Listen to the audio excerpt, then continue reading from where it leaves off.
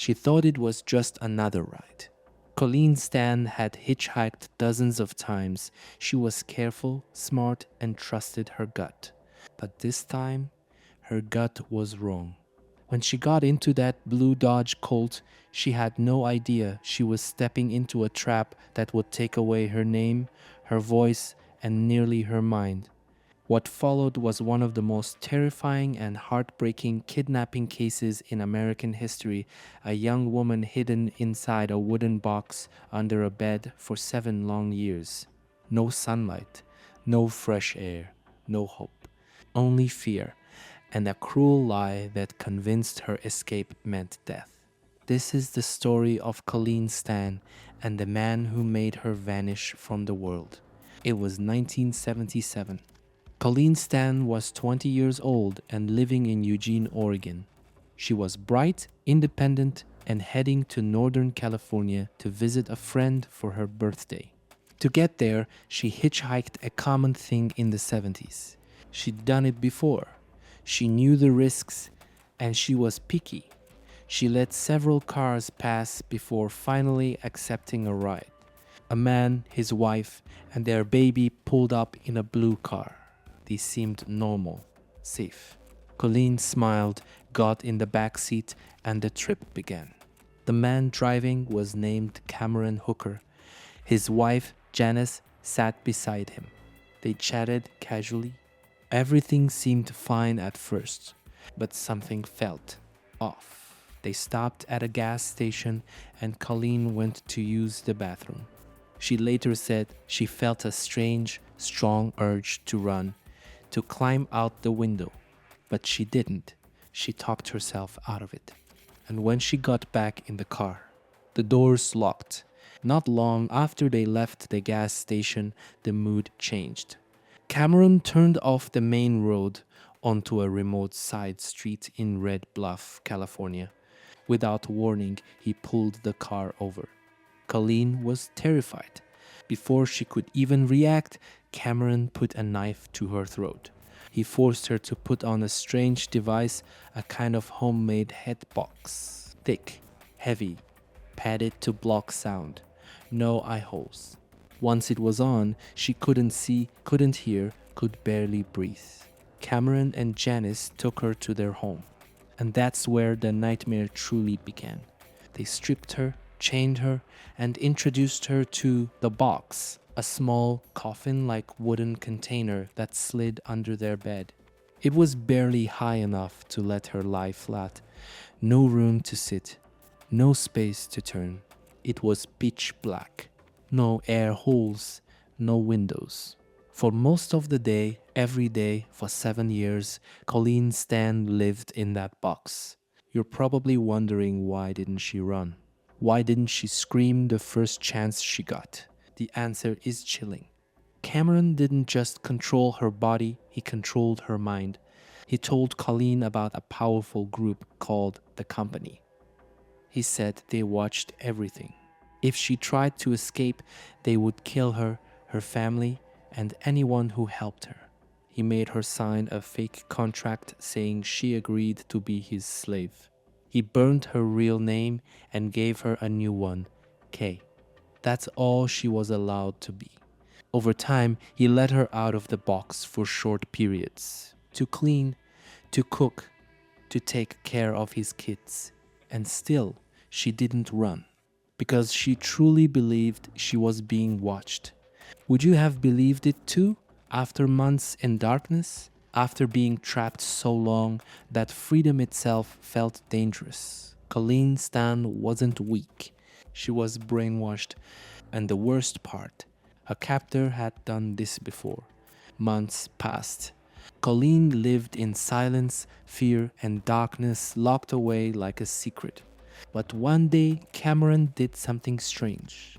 He let her go outside, just for a short walk, just behind the house. It was the first time she'd felt sunlight in what felt like forever. And for a moment, it felt like a dream, like maybe she could run. But as she looked around, she saw no neighbors, no roads, only woods. And she remembered the stories Cameron had told her about people who tried to escape and were hunted down by the company.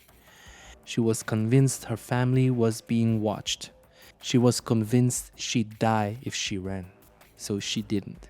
She stepped back into the house, back into her cage, and back into the box. This was not just a prison. It was a twisted world built on fear. Here's where things get even more disturbing. Cameron wasn't acting alone. His wife, Janice, helped him. She knew everything. She was the one who brought their baby along in the car that day to make the scene look safe. Janice was not brainwashed. She was a partner in the crime, and she allowed her husband to hurt Colleen night after night. Why? Because Cameron had promised her something in return. If she let him have a slave, he would stop hurting her. And it worked. Cameron focused all his attention on Colleen, and Janice looked the other way for years. Can you imagine sharing a home, a kitchen, a life, while knowing a girl is locked in a box under your bed? That's not just evil, that's inhuman. By 1981, 4 years into the nightmare, something happened that nobody expected. Cameron let Colleen visit her family. Yes, really. He told her she could go see them, but only if she followed every rule. She had to smile. She had to act normal. If she said anything, the company would find out. They'd punish her family. So she went. Colleen Stan stood in her parents' living room after 4 years missing and said nothing. Her family was shocked. She looked thin, nervous, different. But when they asked questions, she smiled and gave calm, simple answers. She even posed for photos with Cameron. They told her parents he was her boyfriend. Her mom later said she looked like a shell. But without proof, what could they do? And then Colleen went back to the man who stole her life, back to the box. How do you explain that to someone who's never been controlled, who's never been broken down one day at a time? You don't. You just survive. By the early 1980s, Colleen was spending more time outside the box. But this wasn't freedom, it was control in a different form. She was cooking, cleaning, watching Cameron and Janice's children. She even went on errands with them. To strangers, it looked like a strange family. No one knew she was still sleeping in a coffin-sized box under their bed each night. Cameron gave her a Bible, let her garden. Sometimes they'd go to church together. It sounds unbelievable, right? But this is exactly how deep the control ran. Cameron didn't just lock Colleen away, he made her believe that this twisted world was her new normal. And over time, she accepted it. That's how trauma works. Sometimes the prison isn't made of wood and chains. It's made of lies. But Cameron made a mistake. He became greedy. He told Janice that he wanted to take another girl, another slave. That's when something inside Janice finally snapped. She had been part of this for 7 years. She helped plan it, cover it up. She lied to everyone she knew. But hearing Cameron talk about doing it again made her feel sick. And then she did something unexpected. She took Colleen aside and told her the truth. There was no company, no organization, no secret group watching her. It was all fake. A story Cameron made up to keep her scared. Colleen had spent 7 years terrified of something that never existed. And now, for the first time, she realized she could leave. The next day, Colleen picked up the phone. Her hands were shaking. She called her father. And just like that, she left. No police, no escape in the night. She simply walked away. But here's the part that will make your blood boil. For months, Colleen stayed silent. She didn't call the police. Janice begged her not to.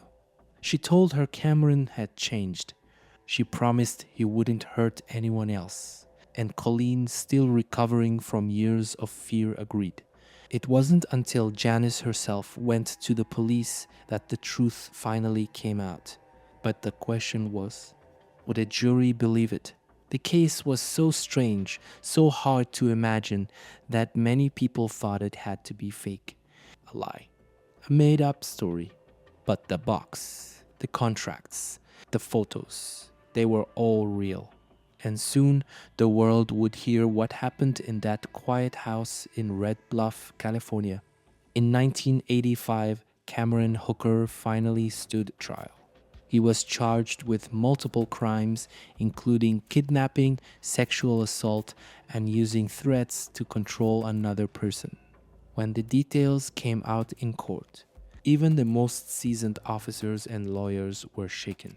The jury listened as Colleen Stan described the box, the head device, the fake contract. She told them everything: how she believed she'd die if she ever ran, how she lost her name, her voice, her hope. Some people in the courtroom cried. Others couldn't even look at her. This wasn't just a kidnapping. It was a complete erasure of identity. And the most chilling part, it had gone on for 7 years, in a normal house, in a small town, without a single person noticing. Janice Hooker, the woman who helped plan the kidnapping, took the stand. She told the jury everything. She confessed that she was involved, that she lured Colleen into their car, that she knew about the box, but she had made a deal with prosecutors. In exchange for her full cooperation, she wouldn't face charges. This made a lot of people angry. How could someone who helped hold a young woman in a box for 7 years walk away free? But without her testimony, they might not have had a case. She was the inside voice, the witness who proved Cameron wasn't just twisted, he was calculating. Still, hearing her talk so calmly about what happened left a deep chill in the room. She had shared that house. She had heard Colleen scream, and she did nothing for years. After weeks of testimony, the jury made their decision. Cameron Hooker was found guilty. He was sentenced to over 100 years in prison. But here's the part that still haunts me and probably haunted Colleen.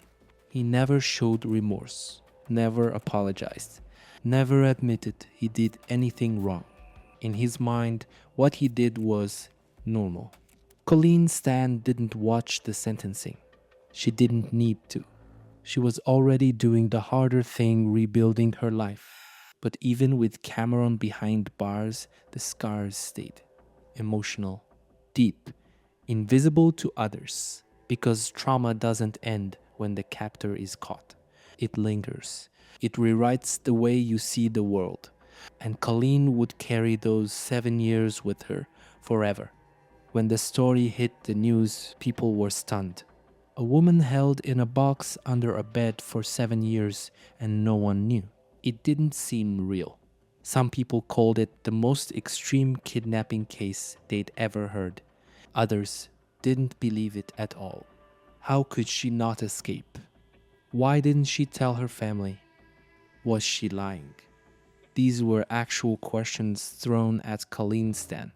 Instead of sympathy, she got suspicion. Instead of being seen as a survivor, she was picked apart like a puzzle. But that's the thing about trauma. It doesn't follow clean logic. It doesn't make sense to people who've never been broken down day after day. Colleen wasn't weak.